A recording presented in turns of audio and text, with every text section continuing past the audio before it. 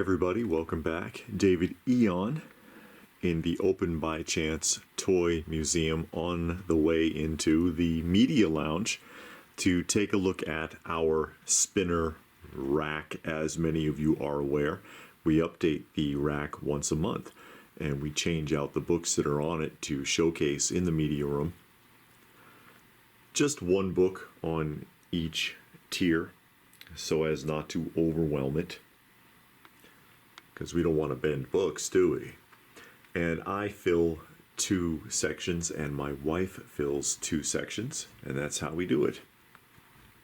And starting off, obviously you see a row of Akira, and these are mine, and these are comic store purchases. These were bought new off the shelf when they were released from New England Comics way back in the day. Epic Comics, Akira #1.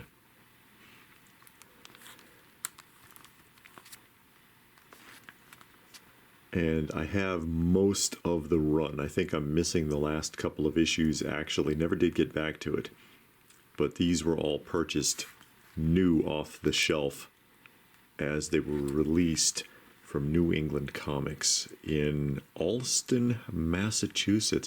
I used to do some work for them way back before CGC was a thing and everybody was trying to clean and press books. I used to do some restoration, and I still do it, but you know, I used to do it for them. I was basically working for discounts. I got a good discount from book purchases. But you know, those were the old days. That was the Wild West of comic stores when they were still printing off millions of copies of everything. Akira's the first anime film I ever saw in theaters. And it was a local artsy theater in Brookline, Massachusetts. It wasn't like a traditional movie theater. Brilliant film. Color and movement and continuity and everything was excellent. It's a bit different from the book, but still really good. And this side is LPH's side. That's my wife's books. It looks like a run of Spider-Man's in here. Nice reflection cover there. Death Without Warning. Amazing Spider-Man #75. You know, this was a bin pick. She pulled this out of the bin. The dealer almost had a heart attack. I think it was in the $10 bin. Oops. He honored it, though. You got to give it to him. He honored it. Number 96. I think this is the one where the guy jumped off the roof, right? I'm trying to remember. Dingy, I gotta clean this up for her. I'll see if she wants me to clean this one. Number 99, Panic in the Prison. Panic in the Prison. Classic Silver Age Spider-Man stuff. Or Bronze Age we're getting into. If I can get it back in there. Here we go.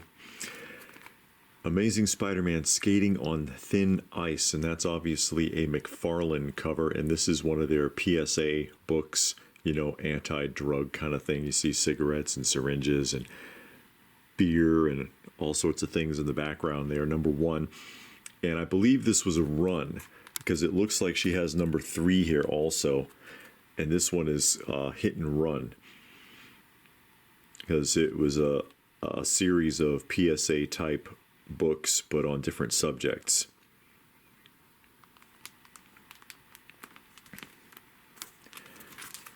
Spectacular Spider-Man #103, You're Next, with Spider-Man hanging in effigy and on fire. And she likes those type of controversial covers with things like this. You see a person hanging and that sort of thing. And then, yeah, here's a big one. Ignore that price tag because I know she didn't pay that. Iron Man #128, Demon in a Bottle. Demon in a Bottle, with really drunk burned out Tony Stark there. Anthony Stark. With his bottle of imported Winston Supreme from Canada.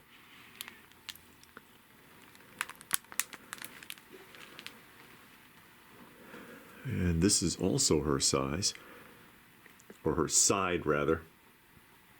And up her alley, more controversial covers here. You know this one. Action Comics number 437, with Superman revealing himself to this boy crying in bed, but boy does that look inappropriate. And that's why this is a desirable book for a lot of people, because it looks inappropriate. Controversy cover, right? Same thing here with Suicide Squad number 40. You've got a similar situation going on with Batman and some guy in a jail cell. It's like, yeah, let me just creep up on you here, buddy. Doesn't look right at all. It really doesn't. Classic McFarlane Batman cover.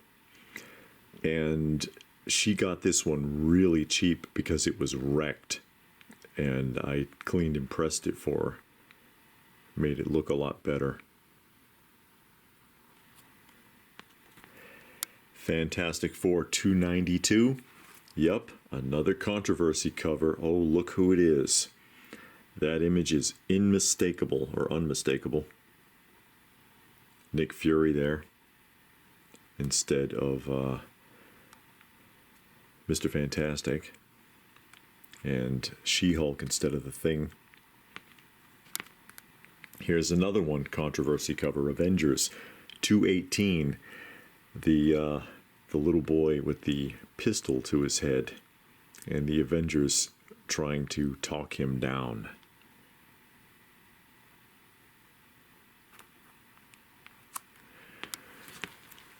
Unknown Soldier number 5.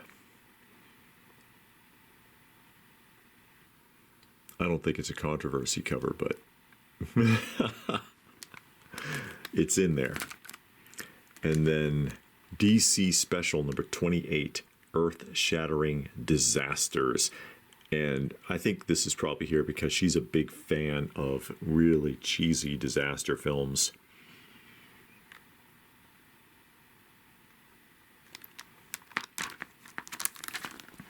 And moving right along here. My rack again, or my side. And what I did was a bunch of minor keys, first appearances. Echo of Future Past from Continuity Comics. Who remembers Continuity? Number 3, first appearance of Bucky O'Hare. First appearance of Bucky O'Hare. King Size Annual Avengers number 10. First Rogue.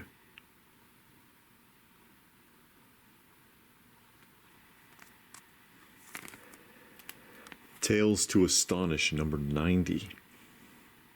First appearance of the Abomination. And also the first Silver Age appearance of Myra. If I'm not mistaken, that's this guy right here. He's a Golden Age character.